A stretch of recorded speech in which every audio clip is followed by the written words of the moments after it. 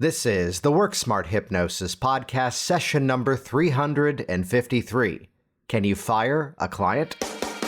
Welcome to the Work Smart Hypnosis podcast with Jason Linett, your professional resource for hypnosis training and outstanding business success. Here's your host, Jason Linett. Hey, it's Jason here, and this week's episode is going to take a slightly different turn than normal, because if you go all the way back to episode number 1 of this Work Smart Hypnosis podcast series, episode number 1 was all about something called the all positive pre-talk. And if you move forward, here is another episode about the all positive ego strengthening. Are you noticing a bit of a trend here? And then even if you look at the videos that are on one of my main websites, the opening message is that this is not a process based upon what's wrong with you and how are we going to fix it. It's instead about what's great about you and how are we going to harness that and how are we going to put that into use. Even better, move forward in time, all the way up to a slightly more recent episode that I co-hosted with Jess Marion, talking about secondary gain, where the premise was that, yes, secondary gain is a thing that may exist, which, if you're not familiar with that concept, it would be that the client unconsciously may be holding on to the problem because there's some benefit to be had by keeping it around. And I introduce these themes to kind of set the foundation for where we're going inside of this episode, because the Work Smart Hypnosis philosophy really would often say that you, as the practitioner, are a whole lot more flexible with hypnosis than your client is. I mean, think about that statement for a moment. You have more experience with hypnosis than your client has. Therefore, shouldn't you be the one who's a bit more flexible in the work than your client? And the premise of this comes about because there is a bit of a dialogue sometimes in this industry of the resistant client, which, by the way, all of your clients are resistant. Absolutely. They're resistant to change. If they weren't, they wouldn't need to be your client. However, resistance to hypnosis is something that, yes, may be out there. And again, go all the way back to episode number 1, the all positive pre-talk. Look at everything I've ever taught around content marketing to really build the world where you don't have to sell. Instead, your content, your media does the work for you, and you get to spend your time kind of in the world that I do, where you're speaking only to a pre-sold audience in terms of your clients that you attract and bring into what you do. So do you notice a trend? I'm kind of stacking the deck. I'm sort of building this case for this very positive way of looking at the work that we do. And where this often may come from would be that here's sometimes the sort of protocol approach to hypnosis. Here are these 5, these 6, these however many steps. Here's the way that some techniques are taught as this is the one true model. And if you don't use this, you're not going to get results. By the way, that's what we call marketing. And if you have someone in front of you and they're not responding to that process, some of these protocol approaches often would say that means the client isn't ready. I mean, I heard in a workshop the other week, if a client falls asleep, it's a resistance strategy. It's an avoidance pattern. Maybe. But then again, maybe not. I can think back to when I was seeing clients in the evening, and here's the person who runs their life kind of like me. I wake up most mornings at like 5:15 in the morning, if not slightly earlier, and then turning off my alarm so it doesn't wake everyone else up. And what happens then is that's when my routine kicks off of a little bit of time to kind of catch up with emails. I hit the gym once I'm awake, then come back, the family's waking up, and then that's our morning ritual. So maybe it's avoidance, but then again, maybe they were just tired because I'm lame and usually falling asleep by 9:30, 10 o'clock. So I bring this up because, again, I wanted to kick this episode off with a definite proof of an approach of positivity, optimism in terms of the work that we do. Now that that's out of the way, let's now talk about firing clients, because I'll give you the foundation before we officially jump in. I was back and forth in a series of emails, and let me just kick this off. This person who was emailing me had a lot of nice things to say about the all positive pre-talk. Hey, go all the way back to episode number 1. That is, he said, I had a client the other day, and I think I brought more problems into the session with the pre-talk as to what I used to learn from hypnosis. So I'll set the foundation from this. I'll read his question. Jason, have you ever fired a client? I had a client for weight loss and I asked, why now? And the response was, I don't know. I went through various strategies for weight loss and all I got was, I can't do that. It was frustrating to say the least. I honestly did not know why this person came to see me. She was resistant from start to finish. This was the worst client I ever had and it bothered me. However, I looked at the flip side of that experience and it taught me to rethink my strategies and humbled me in knowing that not all sessions are going to be great. Thus my contact with you and why he actually signed up for one of our training programs. I want to be the best hypnotist for me and my client. Love this. I truly do care about each and every client that comes into my office. I thank you once again and hopefully, remember what I said about I turn off my alarm? Good morning, everybody. I'm recording early morning on a Sunday. If you caught 3 notes of that, that is the sound when the machine makes Pee Wee Herman's breakfast in Pee Wee's Big Adventure. That has been my alarm for like at least 10 years now. I love that movie. Anyway, so back on track. Editors, don't pull that out. So this week's episode is all about answering this question. I changed the title of this to be, Can You Fire a Client? Because yes, you can. Really, we're about to jump into how. And just in the theme of all of this, I'm going to be talking about several points. You can check out the show notes for this episode by going to worksmarthypnosis.com/353. That'll bring you over to the show notes to find all the notes and details and the themes of this episode. And while you're there, check out worksmarthypnosislive.com. Here's someone I was interacting with who's already working in hypnosis, but was seeing a need to refine their strategies and get better results. When you join Work Smart Hypnosis Live, you're getting access to my Hypnotic Workers program. You're getting access to Richard Nongard, who's a guest trainer on the upcoming event coming up in January. Then again, if you're listening to this episode well after January 2022, we'll always have another one coming around the corner. So check that out, worksmarthypnosislive.com. Half the audience are people who are brand new to hypnosis and seeking certification. Meanwhile, the other half are actually people just like this nice person sending me a net message and sending me nice notes about previous episodes and joining our communities. We're again looking to refine their strategies and get more consistent outcomes. Check that out, worksmarthypnosislive.com. And with that, let's jump directly in to this week's episode, session number 353, Can You Fire a Client? So first of all, let's kick off with a classic sales principle. Satisfy objections before they arise. And one of the things that's become a theme of the training that I do, whether it's hypnosis training in terms of how to use this process for personal change, or even whether it's business training, programs like Hypnotic Business Systems, one of the big overriding themes that's kind of evolved over the years is that the quality of the experience you have is often directly proportionate to the quality of the questions that you ask. So the other night inside of the Work Smart Hypnosis Live online event, someone asked the question, are online group sessions more effective than in-person group sessions? And I give you this as a quick metaphor because my response was, you know what, I'm really not going to answer that question. And here's the reason why. Because if you change the question that you ask, you can get a much better answer. So if you're asking the binary as to, is this one better than that one? It forces you to look for errors. It forces you to look for shortcomings and things that are just not good. If instead you ask the question, how can I make an online group session even more effective? Now we're looking for ways to improve an experience, right? Now we're looking for ways to make something better. And while this week's episode is not necessarily on the moment of doing an online group session, though there's a story coming around the corner, especially on that, I would change the question to be, how can I direct the momentum of my session in such a way that now I prevent the problem situation? And I know the person who sent me this email, by the way, and I firmly believe he did everything right. And here comes one little bit of cynicism. There are people who go to restaurants looking to have a bad time.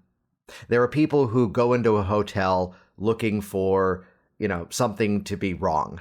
And back when I was traveling around as the full-time stage hypnotist, I will admit I can spend money when it's time to spend money. I can splurge on a vacation when it's time to splurge on a vacation. I can also enjoy the artistry of not being frugal, but being absolutely cheap for the irony of the situation. When I was doing corporate stage hypnosis programs, the higher the fee, the more I had a delight as to what was the crappiest hotel I could stay at.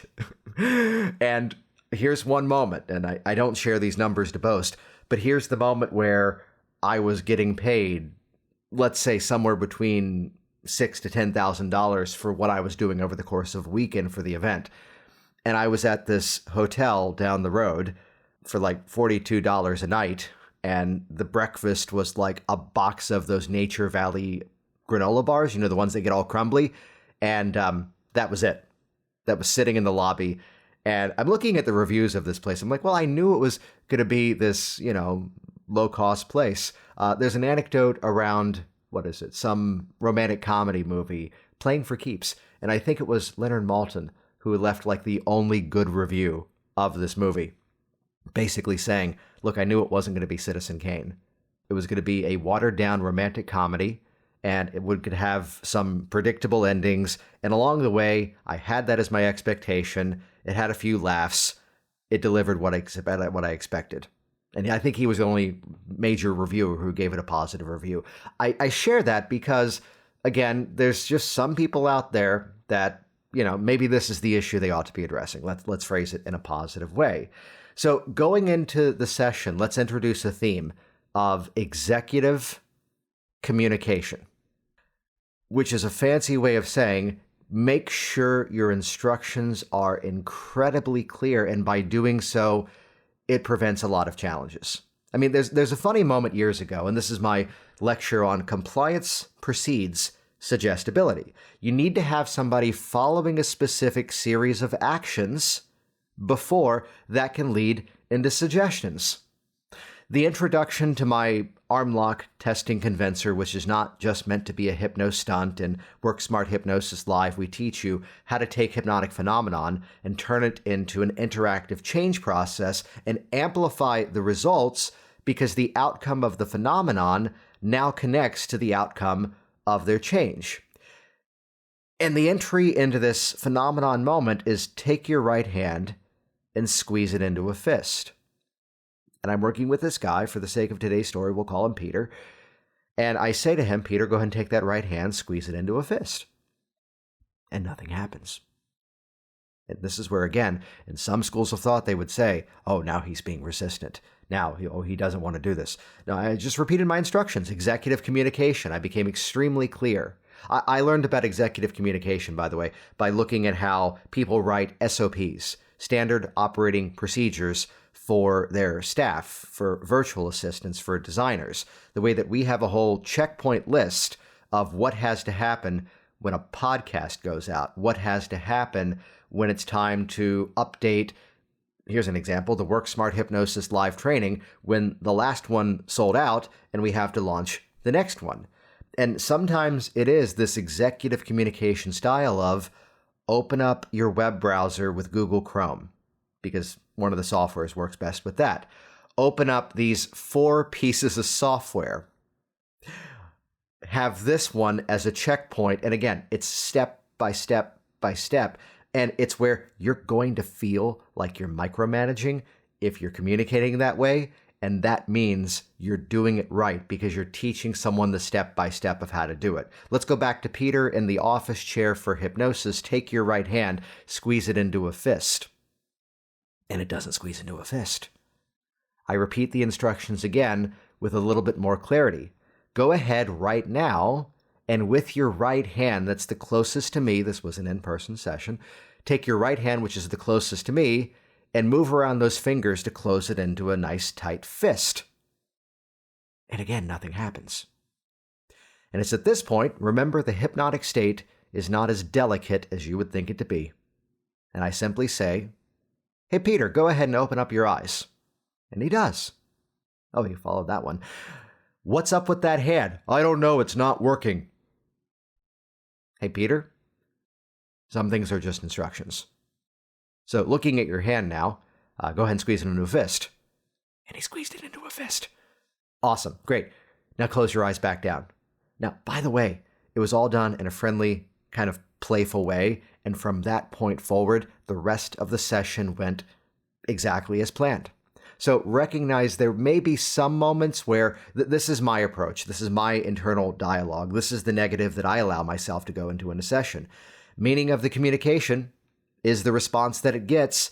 So if something doesn't happen as planned, what it really means is that I did not express the instructions in such a way that now this person will understand what I meant, which means it is then my responsibility to phrase it in a better way to get that desired reaction. So this is a different situation than the email that I received, but I wanted to share that as a nuance because sometimes you might just have to slow down and give another specific set of instructions. Used to be in the Washington, D.C. metro area up in Northern Virginia when I was up there, majority of my clients were people that English was not their first language, and recognize sometimes it's just a need to express instructions in a very literal way. And once you're in sync, once you have that this is the balance in my mind between the Elman and the Ericksonian style. Once I've began as the mechanic and then I can transition over to artistic, then we're in sync. Then we have rapport, then the process is in motion, and I can do that. Now, this is, by the way, a big reason why I'm a huge proponent of something that I now call the velvet rope strategy. You can check this out. I'll plug it here because it's just a $27 mini training. You can find it over at velvetropehypnosis.com. Because in many cases, I'm going to prevent the challenge even before it arises. Part of my story is that, yes, there are people who edit my websites, create my graphics, the incredible team over at Podcast Network Solutions who edits the sound of this and makes me sound better than I actually am, video editors, and even at times bringing on other people to run segments of my business. So I bring that up because the opportunity to get on a call with a client, I still do that myself. However, given the range of clearly that seeing hypnosis clients is not the only hypnosis thing that I do, I have not yet outsourced the one-to-one conversation, the consultation of the client coming in. However, we have made use of the incredible gift of technology and the ability to duplicate myself. My clients now watch a video, which is admittedly a little longer than it ought to be, and that was an intentional choice because I want to work with the diehards who are sold on the fact that Jason Linett is the guy to go to, and we use video to educate and inform and bring people into my world. Then they have to go through a couple of steps, one of which is answering a few questions on a calendar application, which makes it so, again, there's some ethical and literal hoops, not literal, metaphorical hoops. Literal hoops, that'd be an interesting hypnotic process. We need to buy hypnohoops.com. Anyway, so the opportunity, don't put that link in the show notes. We don't own it. Someone's going to buy it now and point it at something. But by having people have to go through some hoops, I will say this type of situation with the client from this email is one that admittedly, maybe one gets through a year, if even that. And that's part of where the whole velvet rope strategy came from. And I'll reference some people who have said some really nice things about this over the years. I'll just reference them generally here. Here's people who say, again, I've weeded out the problem clients. I'm now only speaking to people who have paid me in advance of talking. This is one of the best things you can plug into your business. I'll directly plug it. We don't tend to do a lot of direct sales here, but hey, it's $27. velvetropehypnosis.com. Go there, watch the video, get it. You'll see why it can transform what you do. I bring that up because this is how I weed out this type of problem situation well in advance. Because the person who's not going to answer my questions on a form is very likely the person who's coming in looking for something to criticize, looking for something to complain. So notice, by the way, the whole first half of this episode has been how to prevent this issue, because this is your best situation. This is your best way to not have to deal with this. But again, one may come through over time. Let me share a bit of a high-level influence principle that I've used for years, and just recently we slapped a name on it, because by doing so, suddenly now we all can talk about it.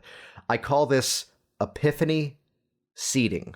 So epiphany as in a discovery that you make, and seeding as in like planting seeds. Here's what epiphany seeding is. This is where on the call, this is the opening chapter to my Work Smart business book.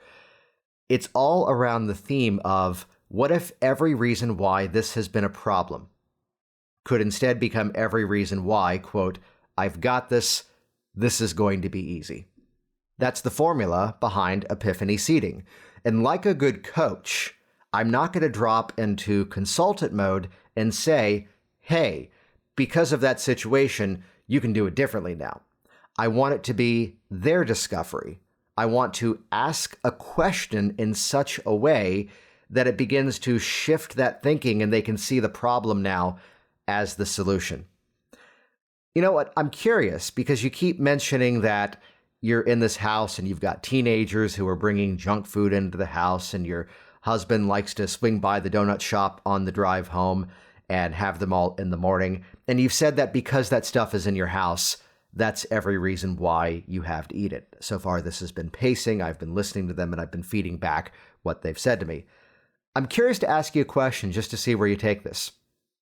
What would happen differently if all of those things that are going to be in your environment, at least in the meantime, what would happen if all those things being around you could instead become every reason why you don't have to eat that stuff anymore? What would that be like? What would that give you? And this is a chunk up question looking for the bigger value-based statement. And I'll call it out. I only work with those people who can answer those questions. And most often it gets the easy response of, yeah, that's what I want, or that's why I'm calling you. Great, because that's what this process is about. Because it's not the situation that's the problem, it's the reaction to the problem. The same as the real mindset you ought to have if you're someone who does any hypnotic change work based upon reviewing past events, whether it's regression or a changing personal history or anything else. Experience plus emotion equals perception. The event's always going to be what the event was. The perception is what we're working on. So this is why in my phone intake, I'm asking this epiphany seeding pattern to see if I can get that foot in the door that they can perceive the issue differently. And at which point, if they don't answer it, after several iterations of getting to it, if I'm getting the story as to what this client session was, client for weight loss, and I asked why now, and the response was, I don't know. Oh, I can't do that. Well, what if the situations around you could become instead every reason why you can? Because the same way in may be the same way out. And this is where I may pull out a story. Here's the day that I had 2 weight loss clients. Both were retired. Both were now looking to lose weight. And for one, the fact that he was retired was every reason why he was ready. And for the other one, the fact that he was retired was every bit of cognitive dissonance as to why I don't think this is the right time to do this. And the amazing thing was they both were losing weight in the process. You can guess which one was having an easier time. And for the second guy, I respectfully snapped one day to go, hey, funny story about the first day you came in. And this is where I'll dip into story. I'll dip into metaphor to illustrate that one path could become the other path. And I'll call it out.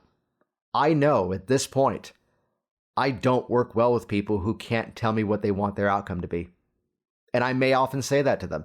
My goal with this process is to help you get what you want. And I'll call it out. I'm pretty good at what I do. If you look around the web, and I say this without patting myself on the back, if you look around the web, I'm pretty good at what I do, and a lot of people agree with that. And the reason is, I get the best results with people who can describe what they want and are ready to make that change. And the people who can't answer some of these questions, respectfully, it's a rather short phone call. That's a magical statement, by the way, in a consultation.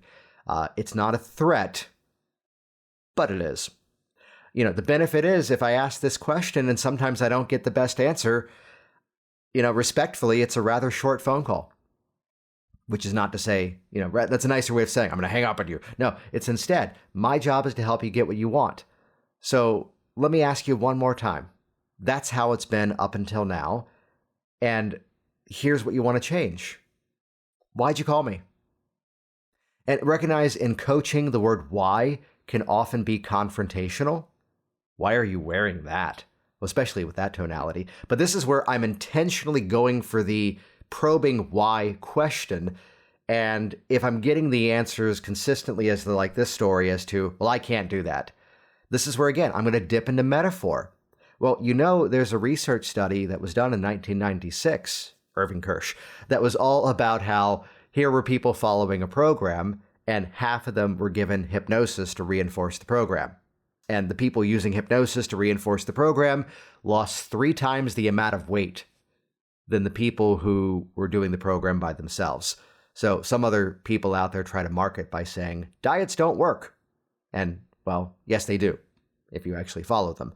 Diets work. It's people that don't work. So just out of curiosity, here comes another epiphany seeding moment.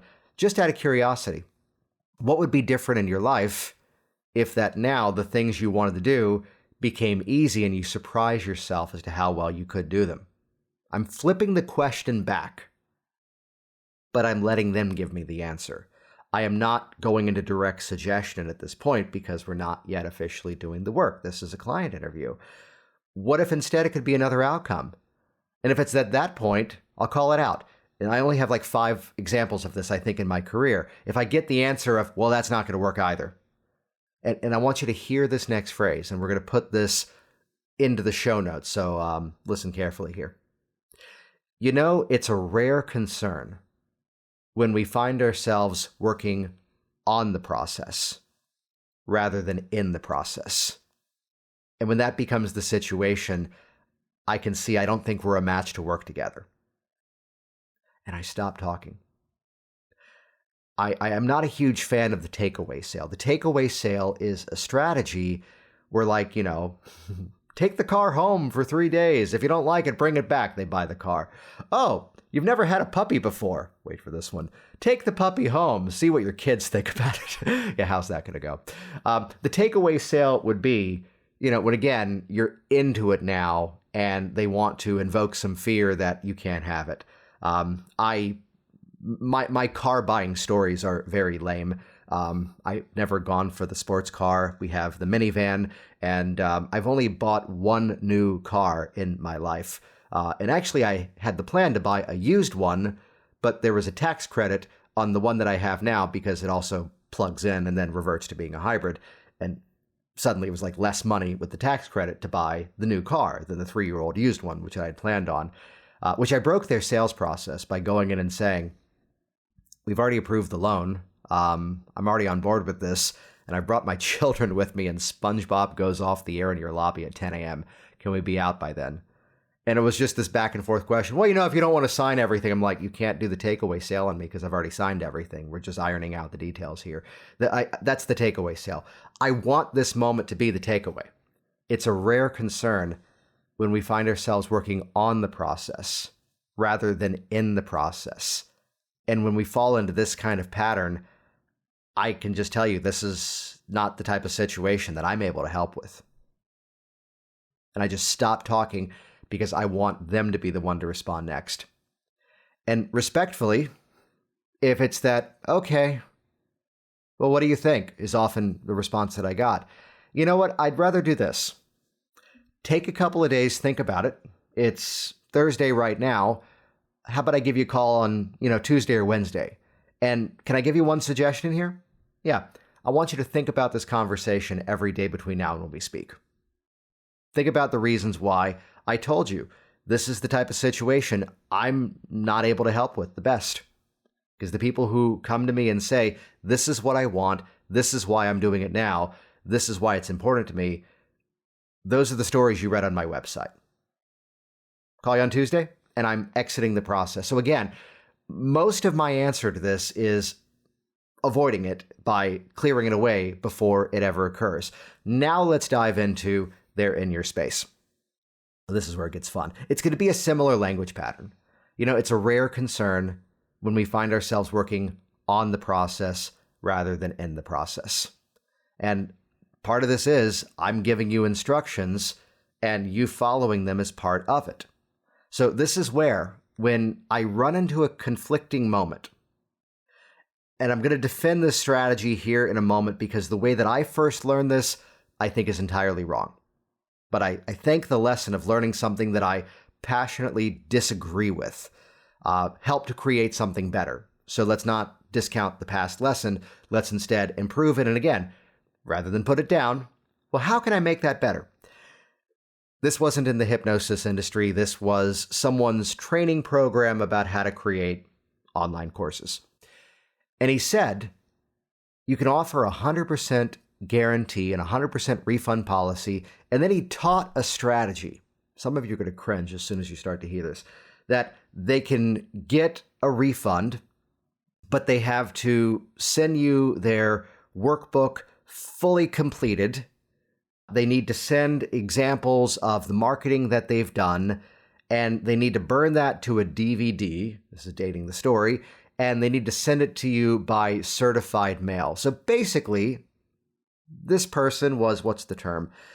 Being a jerk and making it damn near impossible to do that when we're in a social media world.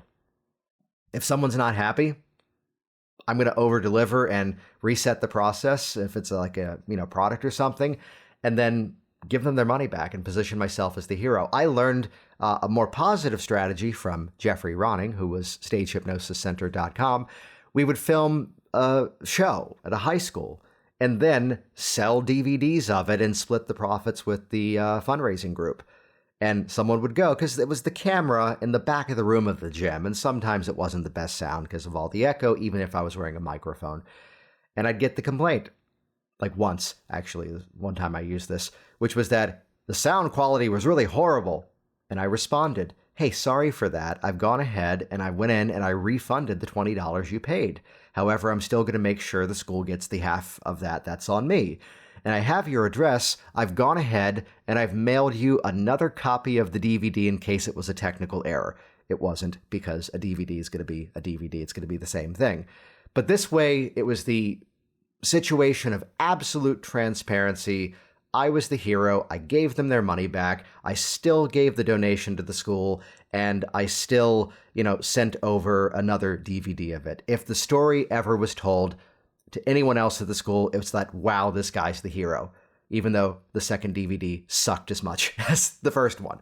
That's kind of this situation of transparency I want to come from. So I don't like that thing that I learned as to, you have to do all these things to prove you did your part.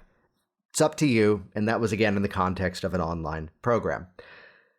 So I bring this up here, though, because the adaptation of it became, it's my job to bring my client back into the process. So I'm going to teach them stuff. I'm going to give them things to do. And this is where I've said, in the moment where someone hasn't achieved what they've wanted, they're very often not blaming the hypnosis. And my whole category of resources is in the world of self-hypnosis techniques you can do anytime, anywhere, and no one knows you're doing something. So you can't say to me, I didn't have time to do that, because you could be doing it right now and no one would know.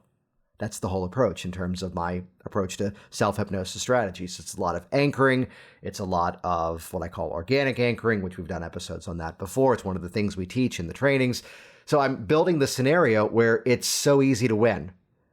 And if it's the next week, and again, we've got, quote, problem client, now we've got a highlight. Now we've called out one part of the issue. Hey, this is a thing you could do on your own without anyone knowing you're doing it. It doesn't even have to be scheduled. Can I ask you a question? Was the goal to come in and give a stranger thousands of dollars to then not follow the steps of what they say? And I go into a place of just confusion. I go into a place of putting on an attitude of confusion rather than accusation. That's going to serve you so much better. Because I'll call it out. The people who you've read the stories of, those are the ones who made use of what I shared. You tell me, is there some other stuff going on that I should be aware of? I'm going into self-blame again. Sound familiar? I want them to have to defend themselves is where I'm going here. Is there something else going on that I should know about?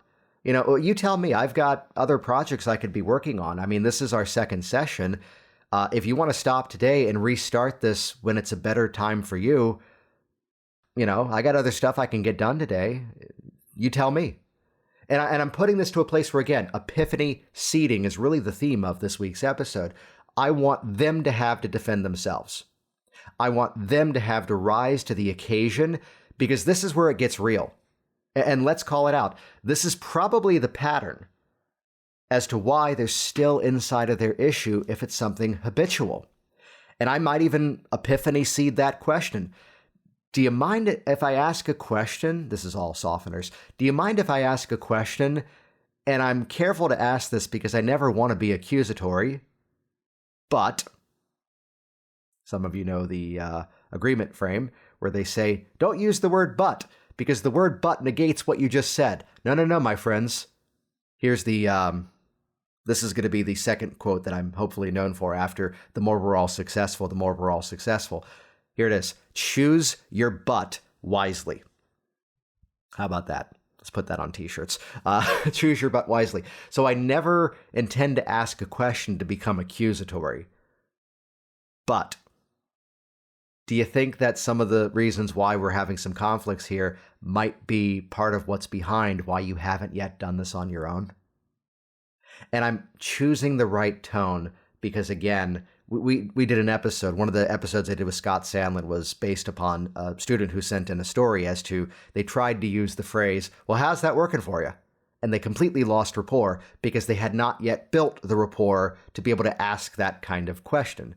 So this is where I'm going to go confused. I'm going to put on the act of confusion. I'm going to go to a place of concern, and I'm going to ask a question and become accusatory, but tell them I'm not becoming accusatory by using the softener. And this is where, again, what am I doing here? My number one goal is for my client to become successful. That's good for them. That's good for me. That's a win-win situation. So do you see how I've been talking now for around a little shy of 40 minutes, and all of this episode has been about inviting my client to rise to the occasion and then elevate themselves and shine a spotlight perhaps on where the focus ought to be and to, make it real. The, I'll censor myself here, the blank or get off the pot moment, because that might have been what needed to happen to get the change in motion. So I'm creating every opportunity that I can for the person to succeed. Now that we've got all that positivity in place, let me now finally answer the question. Jason, have you ever fired a client? Yes, I have. And the way that I do it is, again, back to the story. Thank you to Jeffrey Ronning for this lesson as to how to satisfy the moment if the DVD wasn't to their success, which, again, $20. Proceeds went to a school. I became the hero. Don't worry about the money, because genuinely I was earning enough on the other side that this little bit of a hiccup, smooth it over, and that's how I went back to. There's one school that I did that at, and the principal called me up, and you can imagine the hairs in the back of the neck going up at first, going, hey, I got a call about someone complaining about the DVD of your show. It's like, oh, great. And I heard how you handled that. Man, that was classy. Hey, could you do something for our faculty in July? You see what happened there? I booked more stuff because I was the hero of the story. This is my situation of having to do this. And I can think of now only a handful of moments where I've done this. Because my office forms say that you are paying for time. You are paying for my expertise. And it's your job to show up ready to make these changes and ready to follow my instructions. And it's my job to put together the best resources I know available to help you to make that happen. It's putting the ownership on them where it ought to be. So that's the attitude going on. And my forms do say, no refunds, and that's put out there, and they sign off on that at least twice inside of the office forms that they complete now. So in the moment where I need to fire the person, I become the hero. I go to a place of absolute transparency because I want you to hear this next statement in the most healing, loving, caring way that I can. I don't want them to leave the experience blaming me. I respectfully, there's a fun modifying word if you've caught it, I respectfully want it to ruin their day that I dismiss them. But I want it to ruin their day in a way that now they see something's got to change. And it's done from a place of care. Here's one story of, let's call it out. Your pre-talk is only as good as they actually listen to it and integrate it. So here's a client who watched my pre-talk video for Stop Smoking, and they would watch it in my space. And she calls up, and I mean, you're all going to smirk at this. I don't think the hypnosis worked at all. I heard every word you said, and I was able to pick up cigarettes and still smoke. And I had to ask the question, did you watch that video? I mean, you were in the room, and I got this response. Check this one out.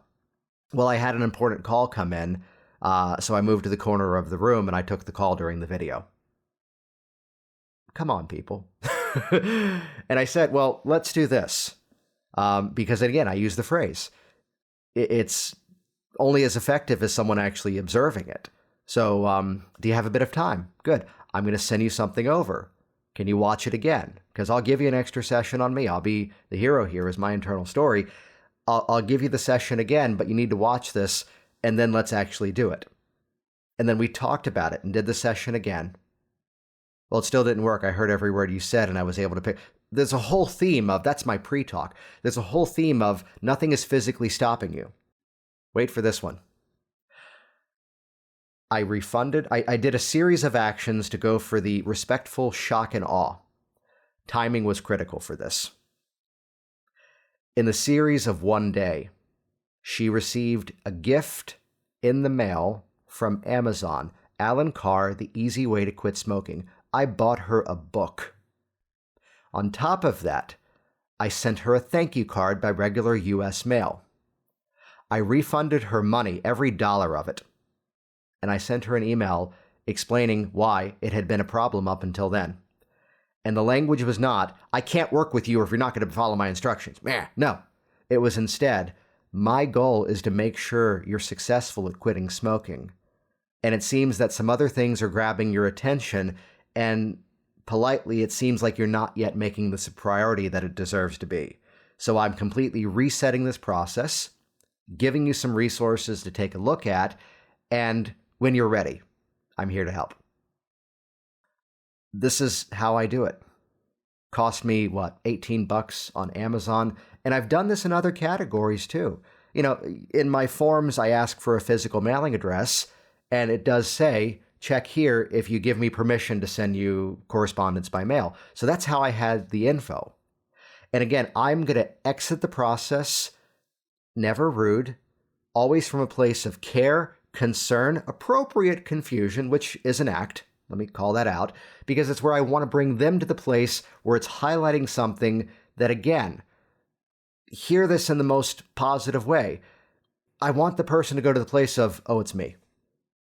And I'm putting myself in a situation that's worth an $18 expense. And actually, in this specific story, I've got 2 times that I've done this one.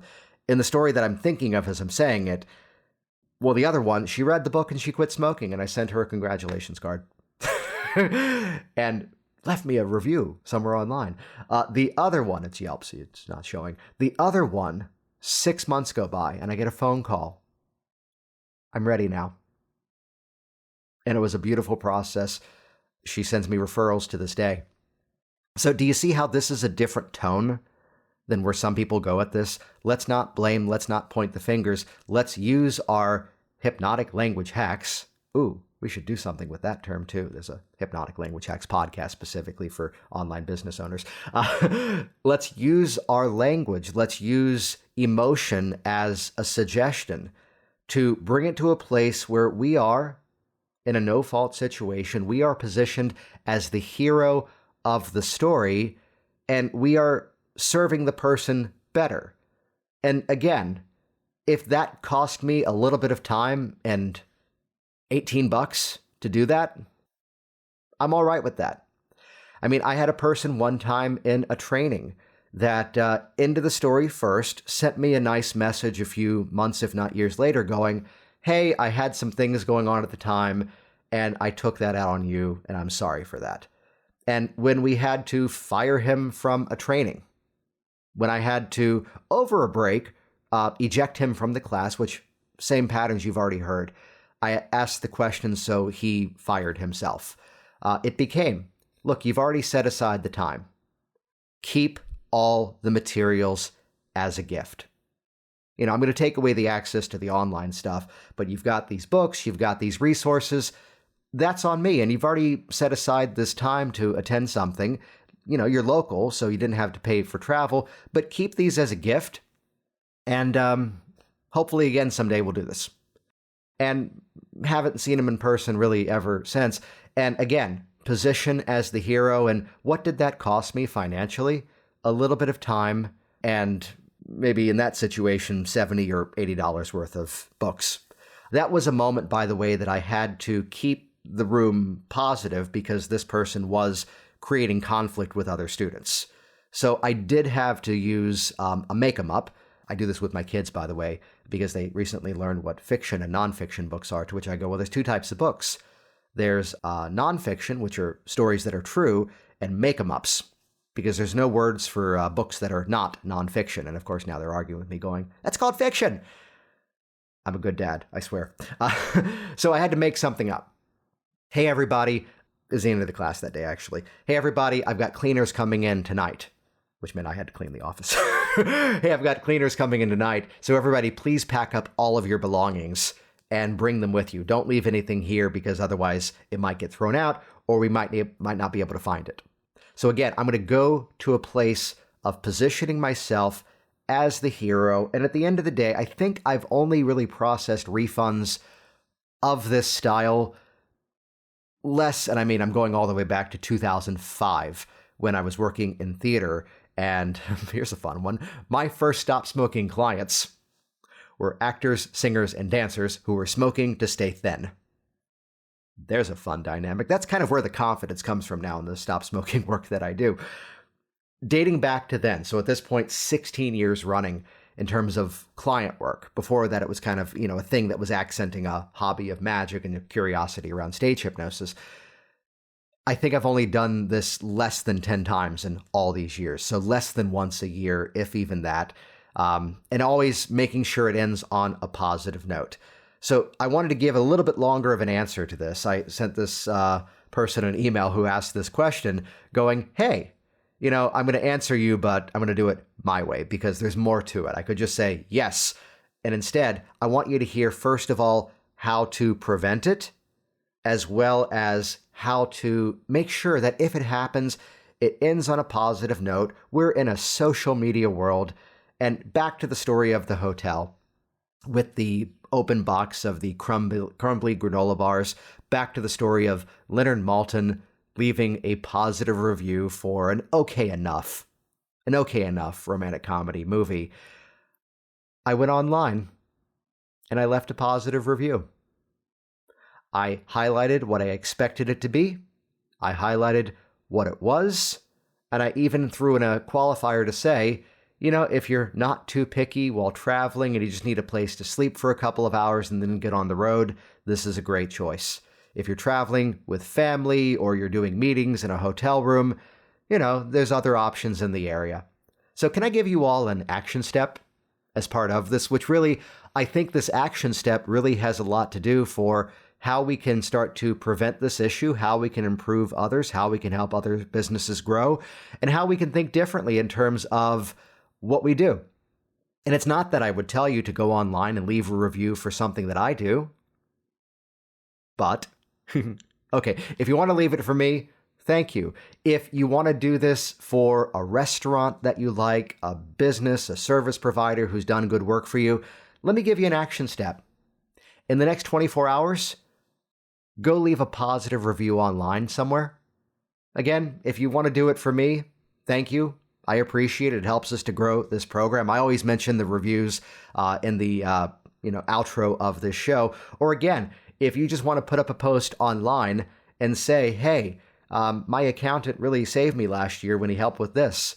Or, hey, here's the person who answered some questions when I was curious about switching my health insurance. Or, hey, here's this restaurant that we all went to and they did a great job of making sure everyone was happy, and they saw my kid was kind of upset about something and they over-delivered, and this waiter was great.